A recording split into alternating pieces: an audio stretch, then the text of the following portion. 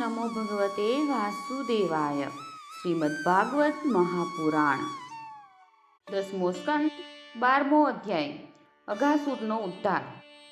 શ્રી સુખદેવજી કહે છે, પરીક્ષિત, એક દિવસ નંદનંદન શ્યામ સુંદર વનમાં જ ભોજન કરવાના વિચારથી પ્રાતઃકાળે ઉઠીને શૃંગવાઘના મધુર ધ્વનિથી પોતાના સાથી ગોપ બાળકોને જગાડીને વાછરડાને આગળ કરી તેઓ વ્રજમંડળમાંથી ચાલી નીકળ્યા. શ્રી કૃષ્ણની સાથે તેમના પ્રેમી હજારો ગ્વાલ બાળકો સુંદર શિંકા, છડીઓ, શૃંગવાદ્યો તથા વાંસળીઓ લઈ પોતાના હજારો વાછરડાને આગળ કરીને ખૂબ પ્રસન્નતાથી પોતપોતાના ઘરોમાંથી નીકળી પડ્યા.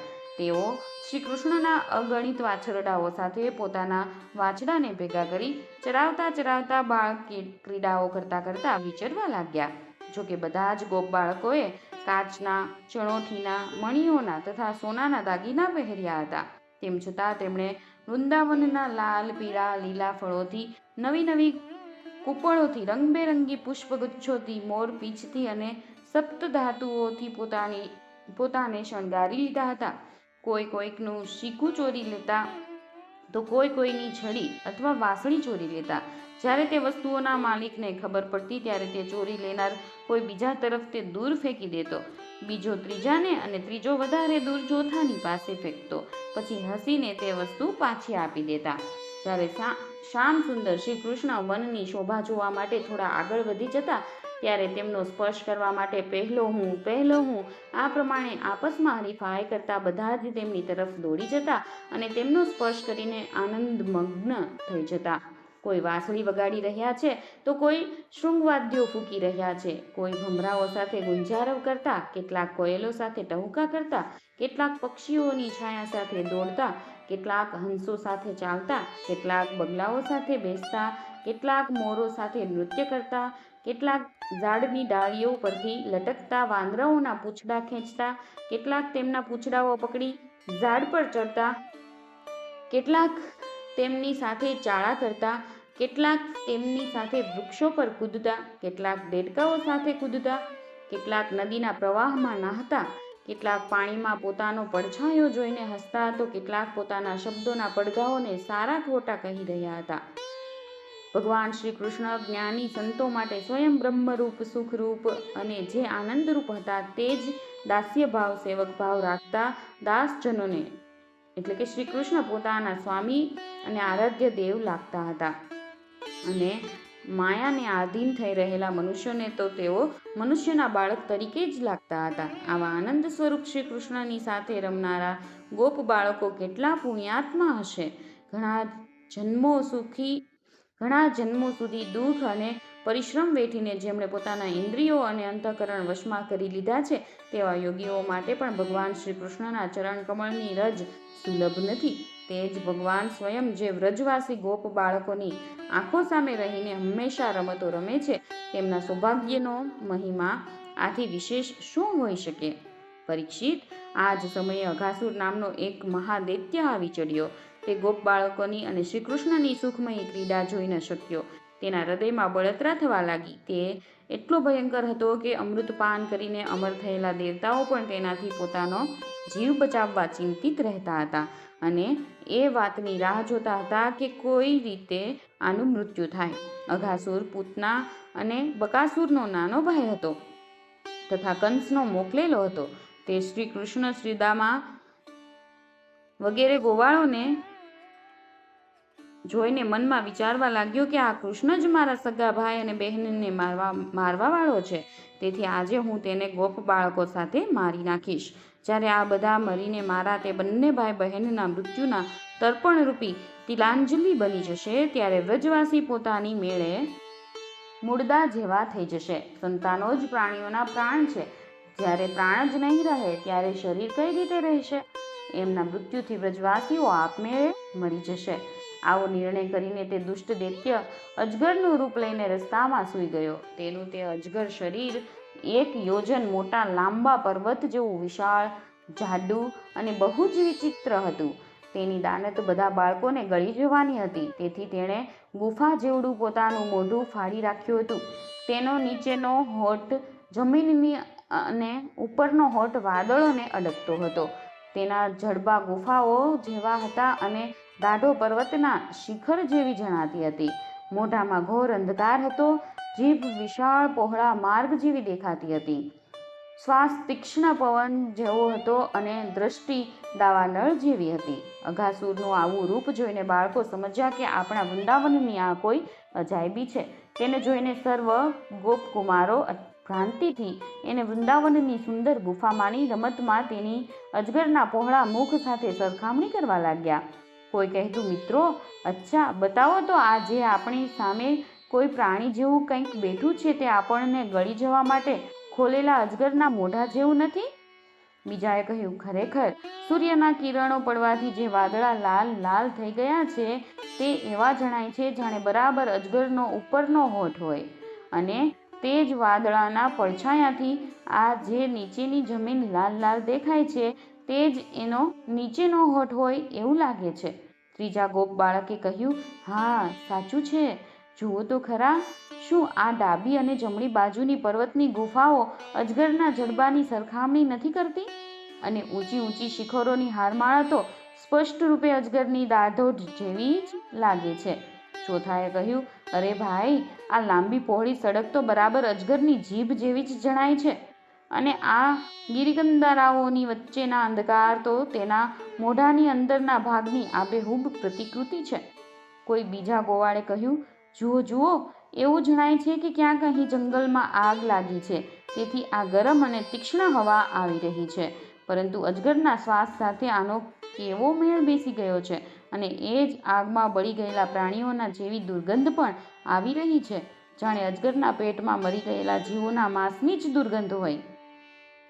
ત્યારે તેમનામાંથી એકે કહ્યું, જો આપણે આના મુખમાં ઘૂસી જઈએ તો શું આ આપણને ગળી જશે? અરે આ શું ગળી જવાનો હતો? ક્યાંક આવું કરવાની મૂર્ખતા કરી બેસે તો એક ક્ષણમાં બકાસુરની જેમ નષ્ટ થઈ જશે. આપણો આ કનૈયો તેને છોડશે થોડો? આ પ્રમાણે કહેતા કહેતા તે ગોપ બાળકો બકાસુરને હણનારા શ્રી કૃષ્ણનું સુંદર મુખ જોતા અને તાળીઓ પાડતા પાડતા હસતા હસતા અઘાસુરના મુખમાં ઘૂસી ગયા. પણ અજગરના રૂપવાળા તે રાક્ષસને ન જાણતા તે બાળકોનું પૂર્વોક્ત મિથ્યા ભાષણ સાંભળીને શ્રી કૃષ્ણે જાણી લીધું કે આ અજગર રૂપ ધરનારો અસુર જ છે. તેઓ સમસ્ત પ્રાણીઓના હૃદયમાં નિવાસ કરે છે, તેમનાથી શું છૂપું રહી શકે? છતાં આ બાળકોને મિથ્યા પહાડ જેવો જણાય છે. આવો વિચાર કરી બાળકોને અટકાવવાનો ભગવાને વિચાર કર્યો. એટલામાં તો તે બાળકો વાછરડા સાથે તે અજગરના મુખમાં પેસી ગયા. પરંતુ રાક્ષસ અઘાસુર મરણ પામેલા પોતાના ભાઈ બહેનને યાદ કરી બકાસુરના શત્રુ શ્રી કૃષ્ણના પ્રવેશવાની રાહ જોતો પેલા બાળકો કે વાછરડાઓને ગળી ગયો નહીં. ભગવાન શ્રી કૃષ્ણ સૌને અભય આપવાવાળા છે. જ્યારે તેમણે જોયું કે આ બિચારા ગોપ બાળકો કે જેમનો એકમાત્ર રક્ષક હું જ છું, મારા હાથમાંથી નીકળી ગયા અને જેમ ઘાસનું તણખલું ઉડીને અગ્નિમાં જે પડે તે જ પ્રમાણે પોતાની મેળે મૃત્યુરૂપી અઘાસુરની જઠરાગ્નિનો કોળિયો બની ગયા, ત્યારે દૈવની આ વિચિત્ર લીલા જોઈને ભગવાનને ભારે વિસ્મય થયું અને તેમનું હૃદય દયાથી પીગળી ગયું. તેઓ વિચારવા લાગ્યા કે હવે મારે શું કરવું જોઈએ? એવો કયો ઉપાય છે જેનાથી આ દુષ્ટનું મૃત્યુ પણ થઈ જાય અને આ સંત સ્વભાવના ભોળા ભલા બાળકોની હત્યા પણ ન થાય? આ બંને કામ કઈ રીતે થઈ શકે? પરીક્ષિત, ભગવાન શ્રી કૃષ્ણ ભૂત ભવિષ્ય વર્તમાન બધાને પ્રત્યક્ષ જોતા રહે છે. તેમના માટે આનો ઉપાય જાણી લેવો કોઈ કઠણ નહોતો. તેઓ પોતાના કર્તવ્યનો નિશ્ચય કરીને સ્વયં અજગરના મુખમાં ઘૂસી ગયા. તે જોઈને વાદળોમાં છુપાયેલા દેવતાઓ ભયવશ હાય હાય પોકારી ઉઠ્યા અને અઘાસુરના હિતેશી કંસ વગેરે રાક્ષસો હર્ષ પ્રગટ કરવા લાગ્યા. અઘાસુર વાછરડા અને ગોપકુમારો સહિત ભગવાન શ્રી કૃષ્ણને પોતાની દાઢોથી ચાવીને ચૂરો કરી નાખવાનું ઈચ્છતો હતો, પરંતુ તે જ સમયે અવિનાશી શ્રી કૃષ્ણે દેવતાઓની હાય હાય સાંભળીને તેના ગળામાં પોતાના શરીરને ખૂબ જ ત્વરાથી વધારી દીધું. ત્યાર પછી ભગવાને પોતાના શરીરને એટલું વિશાળ કરી દીધું કે તેનું ગળું રૂંધાઈ ગયું, તેની આંખો બહાર નીકળી ગઈ, તે વ્યાકુળ થઈને ખૂબ તરફડવા લાગ્યો, શ્વાસ રોકાઈ રોકાઈને આખા શરીરમાં ભરાઈ ગયો અને છેવટે બ્રહ્મરંધ્ર ભેદીને તેના પ્રાણ નીકળી ગયા. તે જ માર્ગે પ્રાણોની સાથે તેની ઇન્દ્રિયો પણ શરીરથી બહાર થઈ ગઈ. તે જ સમયે ભગવાન મુકુંદે પોતાની અમૃતમયી દ્રષ્ટિથી મરી ગયેલા વાછરડા અને ગોપ બાળકોને જીવતા કરી દીધા અને તે બધાને સાથે લઈને તે અઘાસુરના મુખમાંથી બહાર નીકળી આવ્યા. તે અજગરના સ્થૂળ શરીરમાંથી એક અત્યંત અદ્ભુત અને મહાન જ્યોતિ નીકળી. તે વખતે તે જ્યોતિના પ્રકાશથી દશે દિશાઓ પ્રકાશિત થઈ ગઈ. તે થોડી વાર સુધી તો આકાશમાં સ્થિત રહીને ભગવાનના બહાર નીકળવાની પ્રતીક્ષા કરતી રહી.